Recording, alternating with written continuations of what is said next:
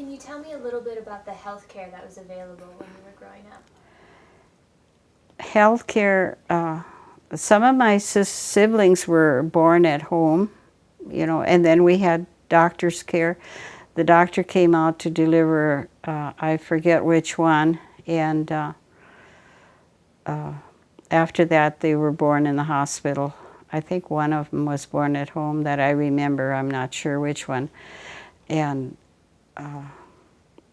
I remember Mom got really, really sick after one of the births, and she had so much pain. She had that milk fever, but she got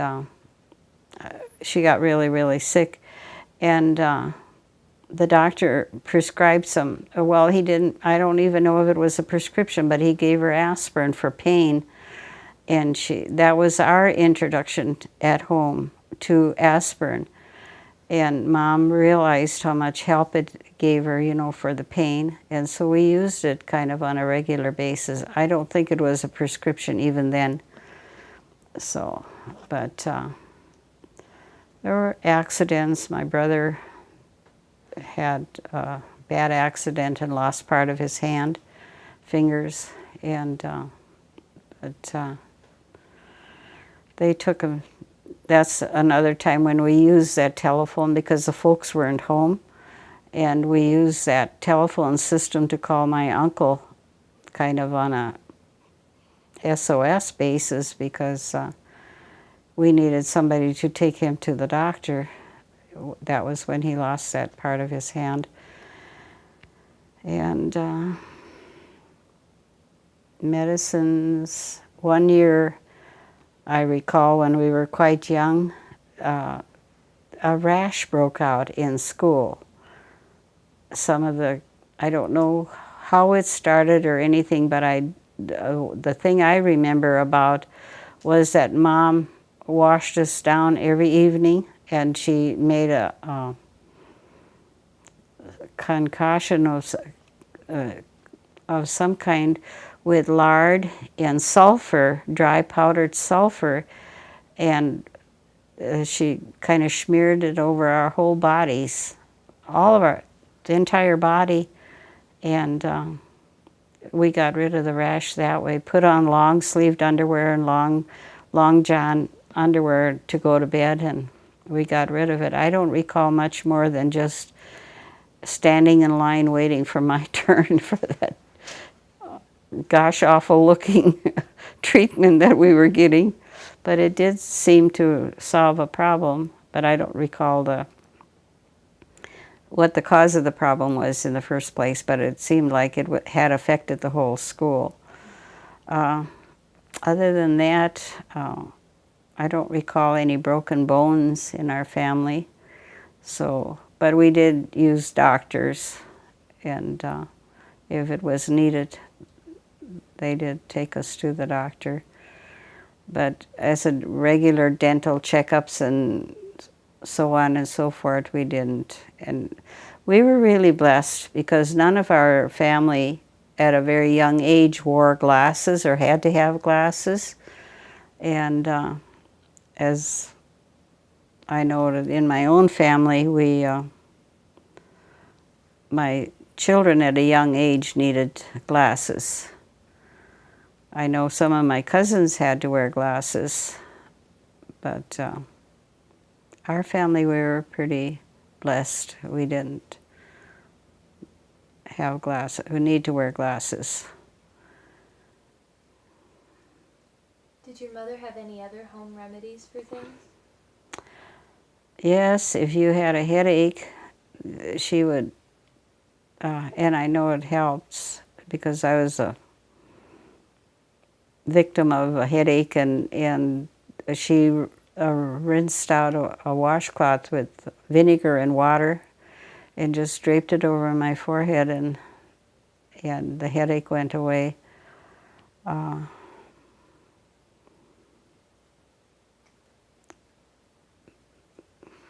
don't remember. It's not coming to me. What else?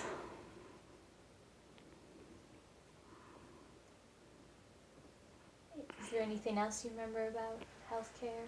when you were growing up? Well,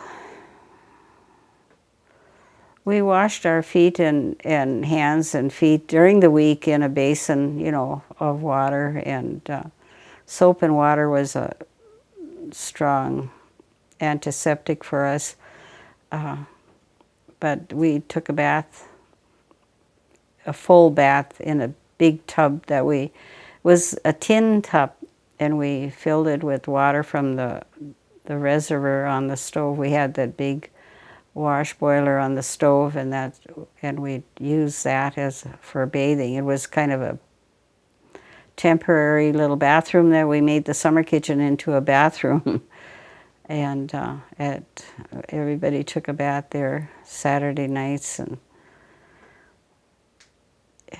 during the week we'd wash up before we'd go to bed, we'd made sure we'd wash our face and hands and brush our teeth and wash our feet and then get to bed. Sometimes some would skip a little part of that and just go straight to bed. But yeah. And the older kids would help the younger kids with their hygiene and so on and so forth. So it was always, we'd trickle down and help each other. So it worked. Did you make your own soap at home? Mom made soap, right, and I remember helping her stir the lye into the grease, into lard, the fat,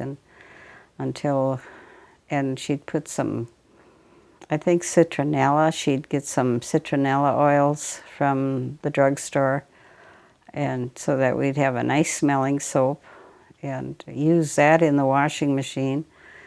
And we'd scrub floors with it and scrub the milk house with it. It was a strong recipe, and yes, we'd make soap, cut it into blocks. In the fall we'd butcher our own hogs and have our own meats and hams, and we'd take the lard and render it and use some of it for soap and so on. If I'm thinking right, we used, I'm not sure now, but I think we used the cracklings more or less to make the soap too. Yeah. When you butchered, did neighbors come help you? Mm-hmm. Most of the time, yes. Yes. It was a big day. Sometimes ran into 2 days. A lot of work. Oh my. And then we'd use the liver. We'd make liver sausage. We'd make a blood sausage, which I can't even comprehend eating it now.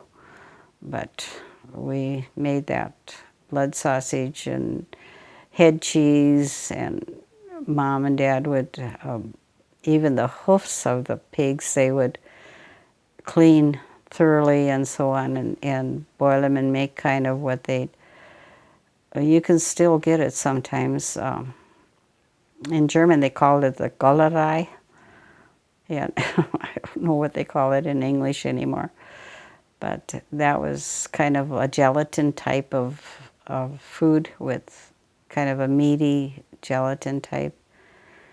And we used every ounce, I guess,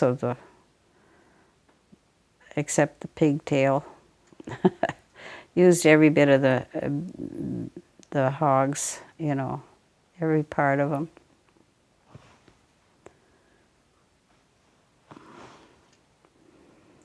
So.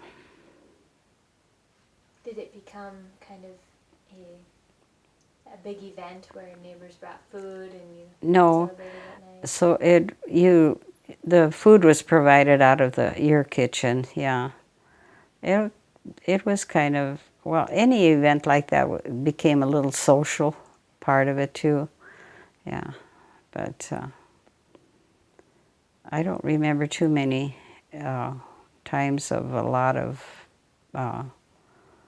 butchering with the neighbors. After a while, it got so that we had enough help in our own family that we could do our own hogs and stuff. Butchering chickens was another event that was more or less an all-day affair, and in the fall, and a lot of the chicken was canned. The pork was cured, like ham, and the ribs and so on were kept in a big crock and with a brine, but the chickens were mostly canned and kept that way. We didn't have freezers at that time, so there was a lot of canning to do. And turkeys and geese we butchered as we needed them, rather than. I don't remember Mom canning any turkeys or any geese or anything like that. Turkeys were a messy critter on the farm. They shed a lot of feathers, and they jump on the hay racks and make a mess. There were droppings all over. Chickens, I mean, turkeys, because they were up in the air so much, I don't know, they made a bigger mess than chickens did. But they were a bigger bird too, so yeah. Do you remember anything else about butchering when you were growing up? No, just that I didn't like it. It was it was such a big project. It was so much to do in such a short time.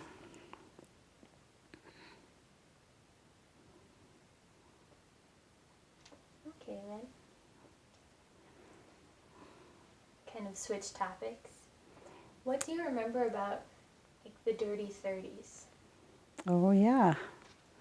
I remember the dryness. I remember how the wind blew and blew, and it was hot and hot and dry and dry.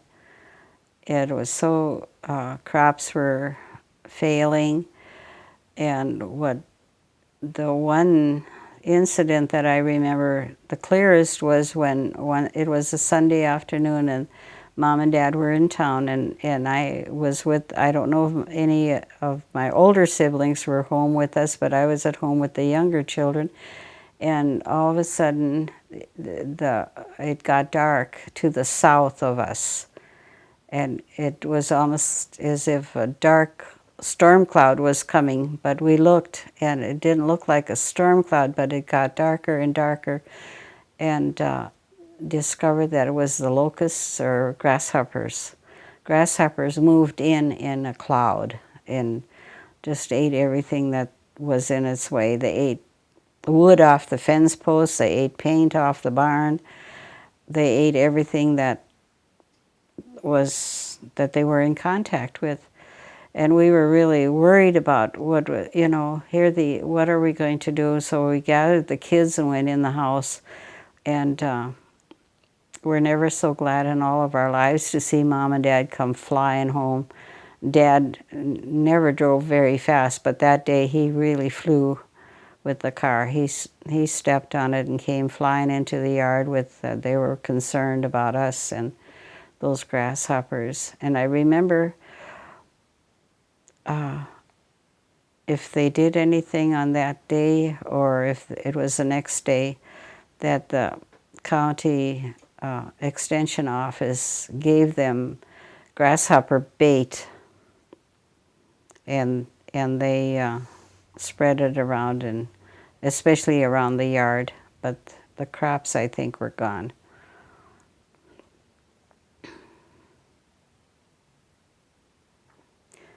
It was a dark day. I was pretty young, and I remember it very clearly, that dark cloud coming. That's the main thing that I remember, is that big black cloud coming from the south. Then I remember watching clouds to the west.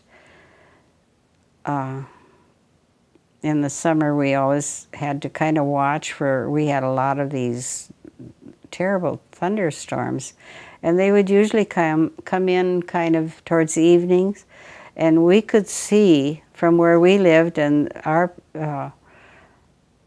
point of watching, we could see the clouds starting at the horizon, on the bottom of the horizon, and we could see them climb, and we could tell, we watched the weather, and we could tell if they were going to hit as a big storm or if it's going to miss us. Most of the time it hit us in big, dark, black clouds and a lot of lightning, a lot of rain, not rain, a lot of wind with it, and so much dry lightning. So we had to watch, and we watched our haystacks, and it would start fires. One evening, or one night during the night, a storm came up and lit a haystack on fire, so we had to, and it was in the hay yard, and so you know there were more than one haystacks there, so I remember Dad and some of the neighbors out there and my older brother trying to keep that fire away from the other. They let that one burn, I think, but they kept it away from the other stacks. So that was a nightmare night. So, but it was a very likelihood that we'd have, when it would come, when a storm would come, that lightning was so severe that it would strike somewhere, somehow, yeah. Scary. Wind, terrible wind. The clouds, the wind would precede the actual clouds that blow, so you couldn't see anything. It was so dusty, especially in those years.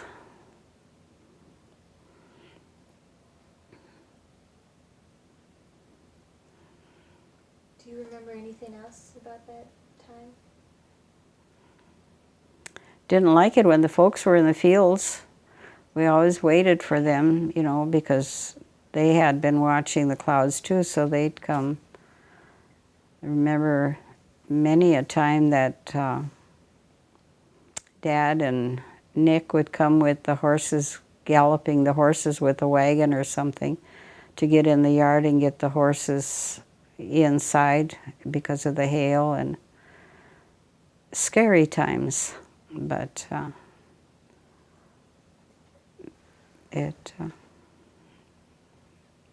hard to live through, and yet at the same time we knew that if lightning would strike something and a fire would break out, there was very little we could do, because we just had the windmill and the tanks, the water tanks that we could take water out of. So we didn't have rural firemen at that time yet. All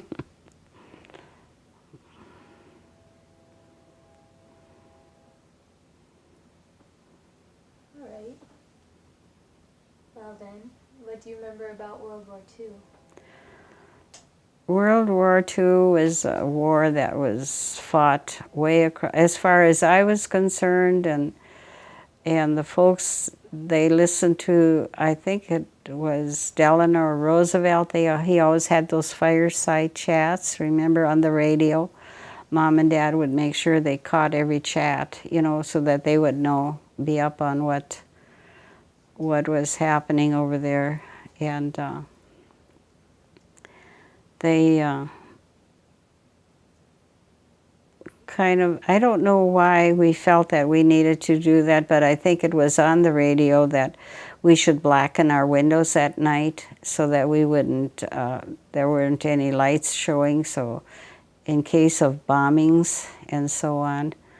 And my sister said that my younger sister said that she was so worried about that, and she asked me about, you know, the Blitzkrieg, they called it. She asked me about it, and because Mom and my sister put up dark shades, you know, so that when we had lights on at night, that it couldn't be seen outside.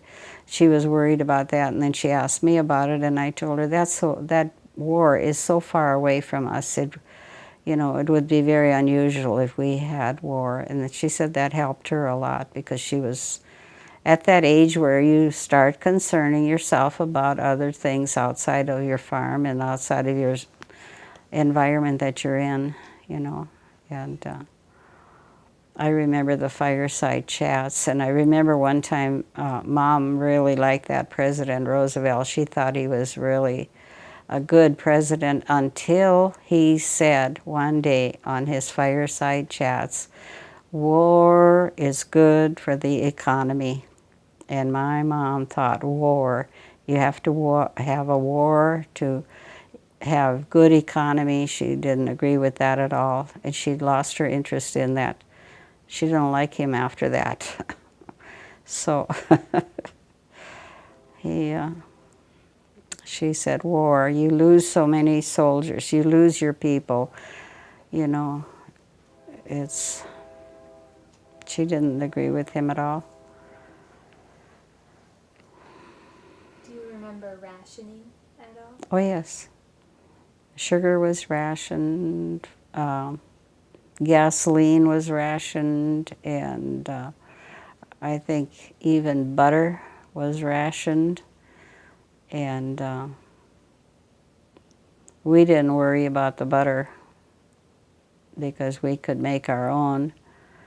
And meat was rationed. The city people had a hard time, so Mom traded sugar stamps she'd give meat stamps to her friends in town, because we needed the sugar. We needed more sugar than we needed meat, because we had our own meat. And so they did a swap there. And yeah, it was...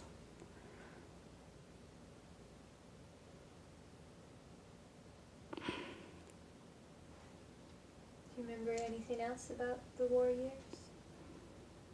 Well, we didn't have... we didn't have anybody in the service that was that close to us. Had some cousins that went into the service, but not my immediate family. So.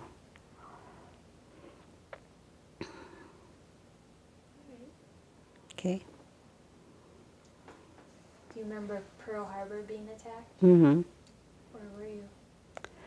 Where was I and what was I doing? It was on a Sunday, I think.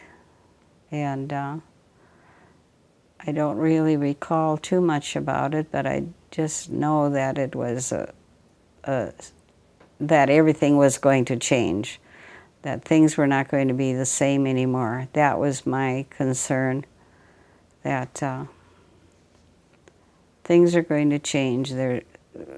We're not going to live the kind of life we were living, which always changes when you have something like that happen. And so many men, I remember the servicemen then, and the draft, and how some got into the service and into the draft and had to serve their country. And it was that awful, awful, awful nuclear war. That was bad. That it just kind of shook you to your roots, You just hoping that our country leaders would do what they needed to do to maintain our peace. And although so many people got killed overseas and so on, but it was such a destructive bomb, and you just, how can this be? We shouldn't be. That was my concern. How can this, why is this happening? Can't imagine anything worse than this. Will we ever get settled back down? Will we ever outlive this or get over this,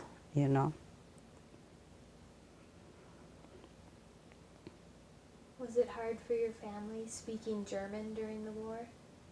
Was that awkward at all in the community? I don't think so. By that time, we were pretty Englished. We spoke, I really don't think so. Maybe I don't remember enough about it, but Okay. we spoke English a lot at that time already, most of us. Even Mom and Dad. Mom and Dad sometimes spoke German because they didn't want us to understand some things. They wanted to converse between themselves and didn't want us to know what they were talking about. A lot of little secrets going on, you know. They didn't want to worry us, like the why are we covering our windows with dark shades?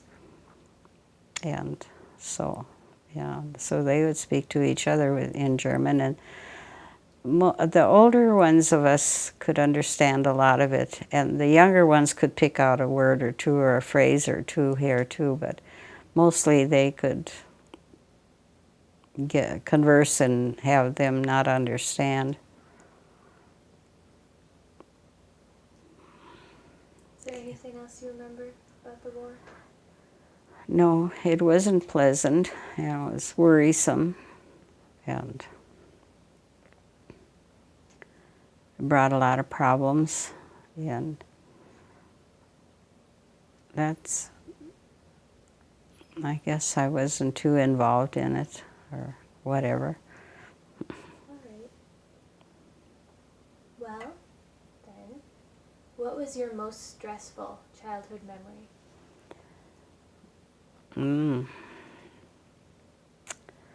The most stressful memories? Just one incident, or Sure. or general, or? Whatever it makes you think of. Okay, when I was quite young, and my older sister, and my brother, we had a wood, and we were in charge of the younger kids too, and I don't know how many there were, but there was a blizzard. Mom and Dad had gone to town, and there was a blizzard, and on the way home, they couldn't make it all the way home, and that wind howled and that blizzard blew all night long, and Mom and Dad made it to the neighbors, which were maybe about 5 miles from home, and they stayed there overnight, but I think they were able to call us on the phone and tell us that they weren't going to make it, and we needed to be very diligent and vigilant with watching the fire, so the fire wouldn't go out in the stove. We had a central heating, a stove in the center of the room there, and we needed to keep the fire going and not to get it too hot either with the wind. We needed to do the chores and needed to make sure that the kids were safe. And that was one night that I will never forget, because there was a lot of responsibility dumped on us at one time. And Mom and Dad were so happy when they got home the next day. The blizzard died down and they could see, and I don't know how they got home, if they came home with the neighbor's team of horses or something, but their car was stuck somewhere. And that was stressful. So, and any of the blizzards, you know, they'd come on and blow and blow. That wind would blow and blow and blow for days and days. And the chore time, other time, I don't remember having to go out in the blizzard to the barn to milk cows or anything. I think my dad and maybe the hired man and somebody would take care of that. But those were severe times.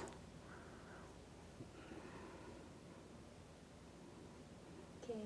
What was your happiest childhood memory? I think my first communion day, or even before, the day before First Communion Day. I remember romping around in a field of chamomile, where, you know, we used to grow our own chamomile tea, and I was so happy that day because my heart was floating. I had so much joy because I knew that Jesus was in my heart, and that just filled me with joy. So I flopping around and jumping around and dancing around in the chamomile bed. It was the springtime. Those were my best times, when we could open the windows and let some fresh air in. And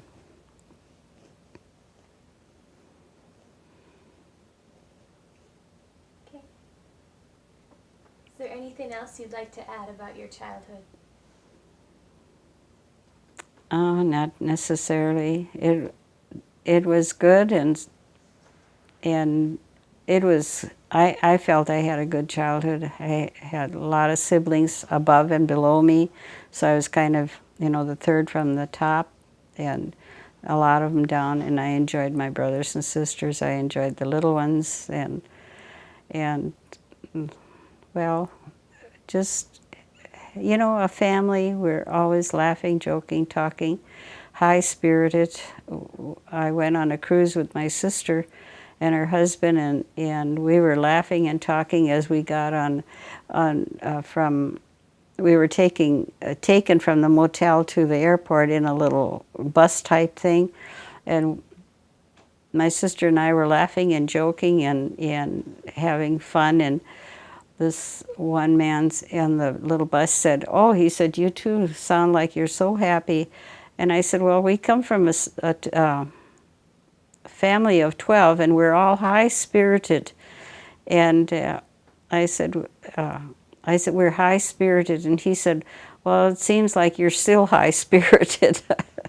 So, but that's the way we were, laughing, joking, teasing, sometimes teasing to tears, and sometimes just teasing and getting teased right back, Just like my sister this morning on the phone.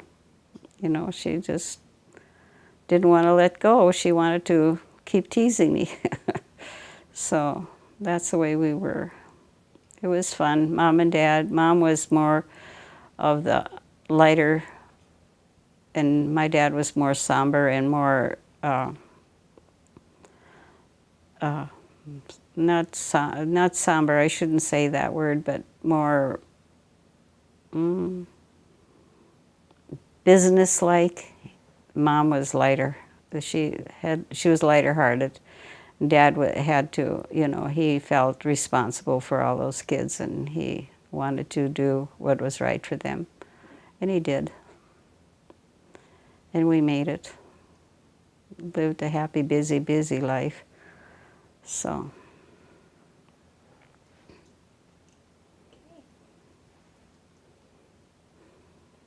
Change topics again then.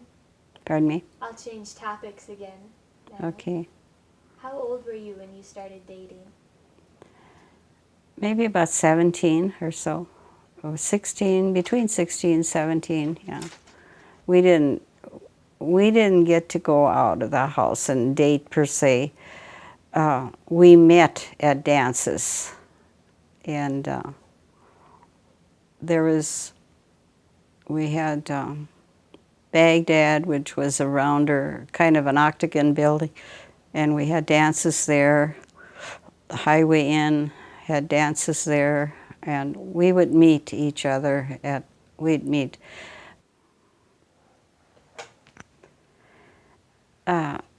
My best friend and I, we chummed together when they lived south of town and we lived north of town, and when we'd get together after church and so on and so forth,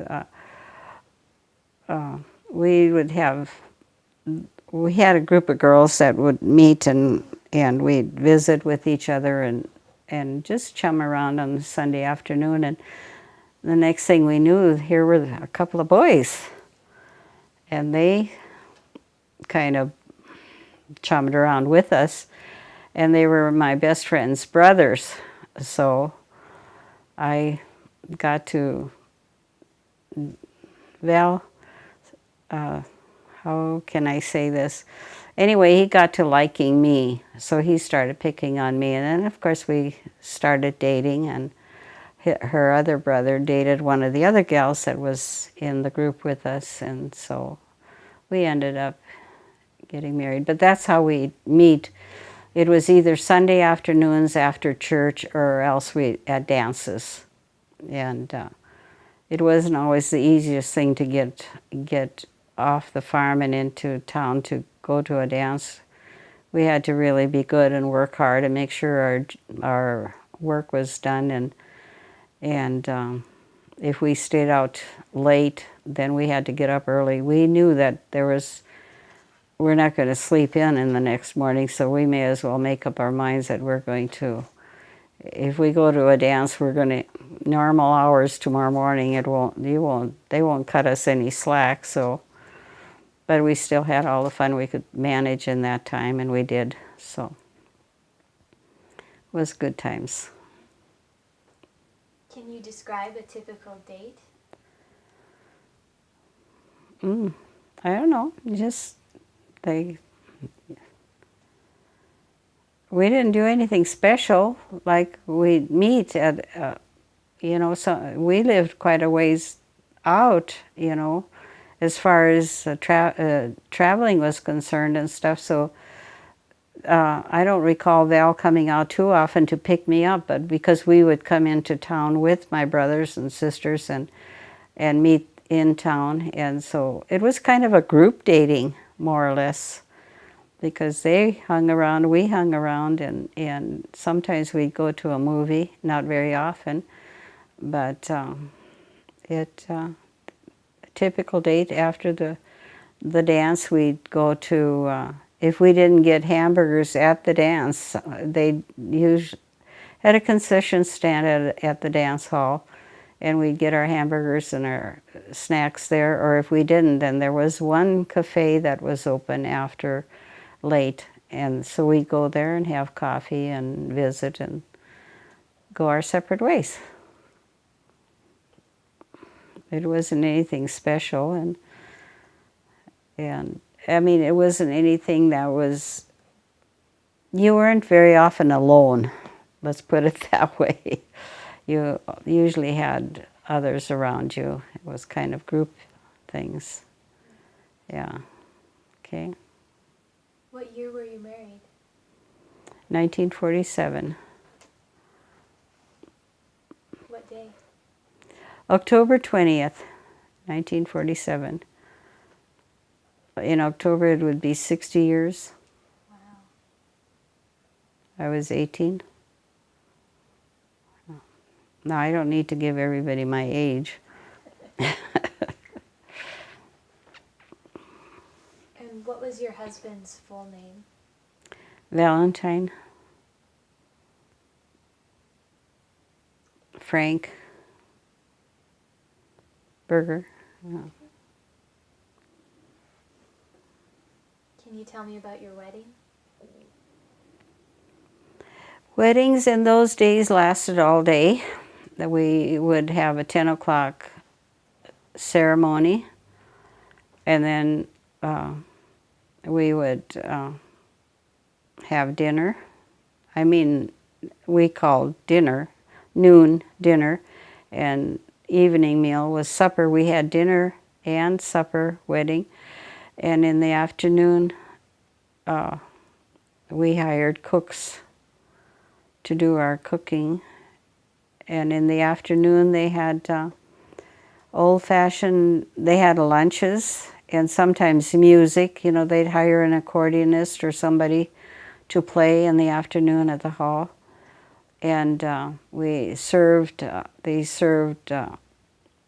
suppose, Kool-Aid or punch, and Kuchen, Zuchenkuchen, that, and some German pastries in the afternoon for lunch. And usually dinner was chicken noodle soup and a chicken noodle soup and chicken and the mix that goes with it, the rest of the condiments. And at supper time it was, I don't remember what the meat would have been. Would have been maybe ham and maybe potato salads or something like that. And cake. Oh, at noon we had pie, always home-baked pies. It just, there were big big feedings. You couldn't afford it anymore because they really had big, and then we'd have a dance.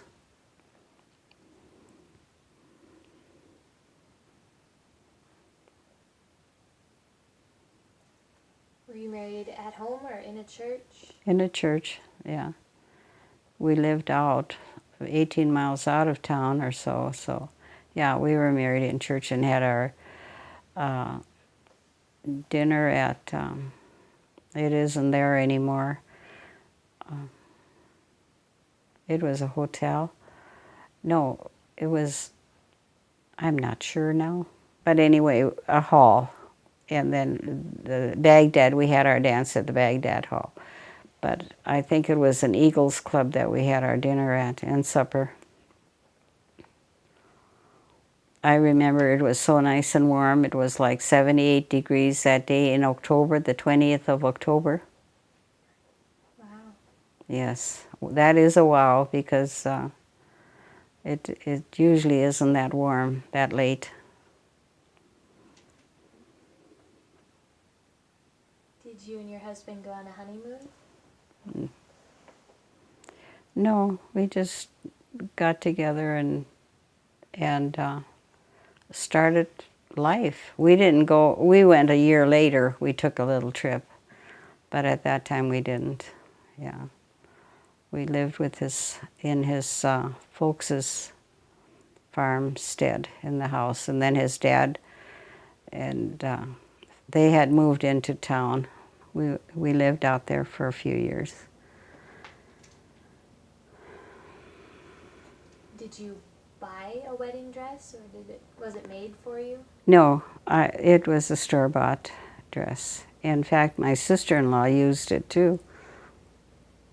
She was my husband's sister, and we became the best friends before we were married, and after we were married, after Val and I were married, we just continued our friendship. We lost her, let's see, maybe about 10, 12 years ago. She died of cancer too. What was her name? Marie Kilwain.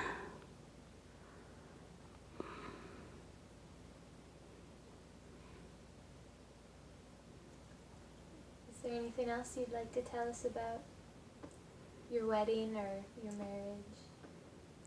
No, I felt that was a good path to take. We had a good marriage, a good strong marriage.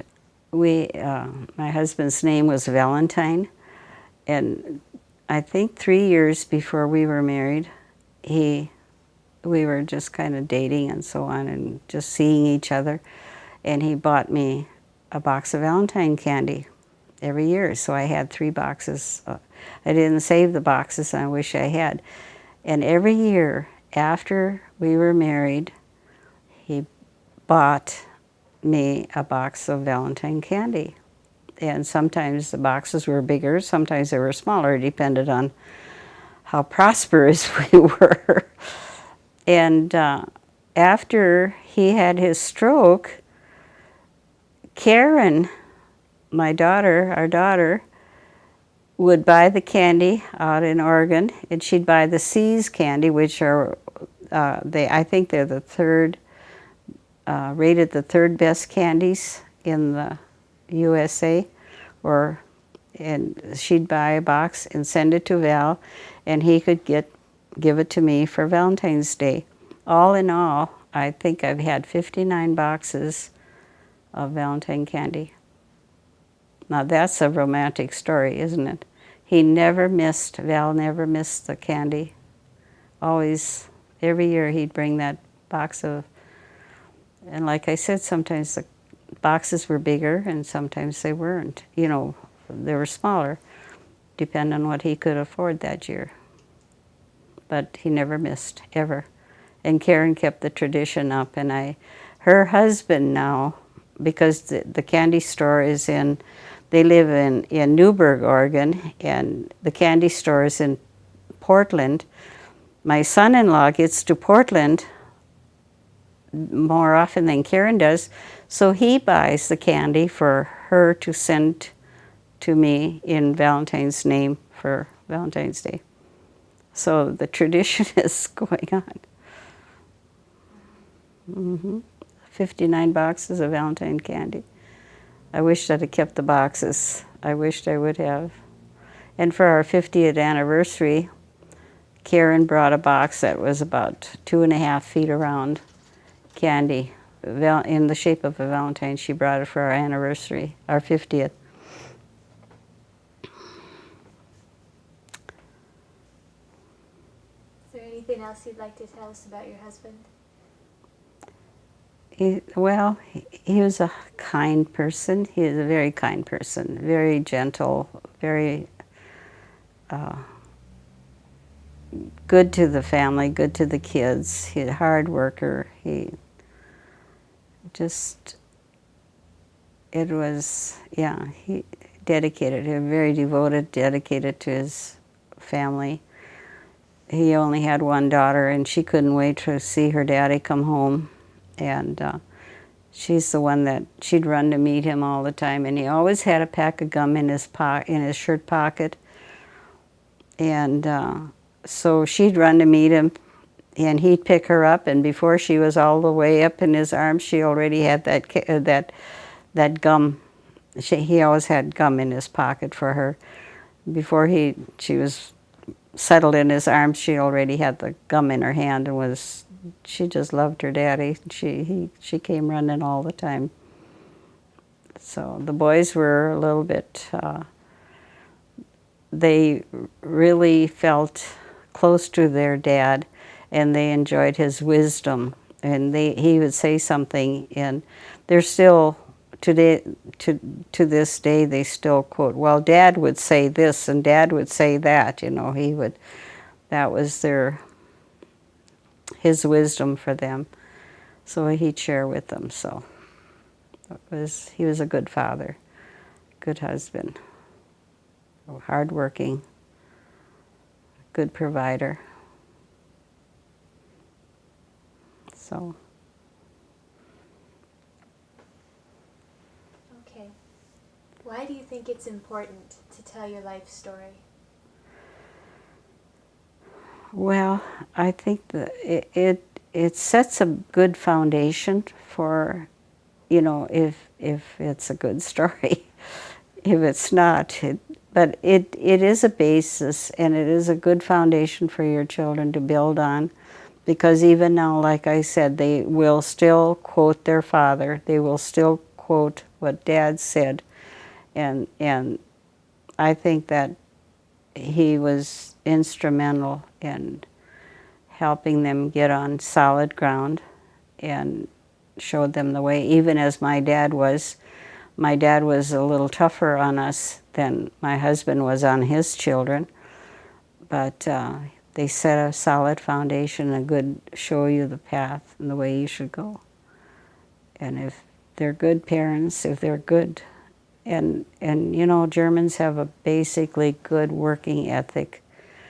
You can go wherever you want to, and they're hardworking people, and it helps. Is there anything else about your life that you'd like to share with us?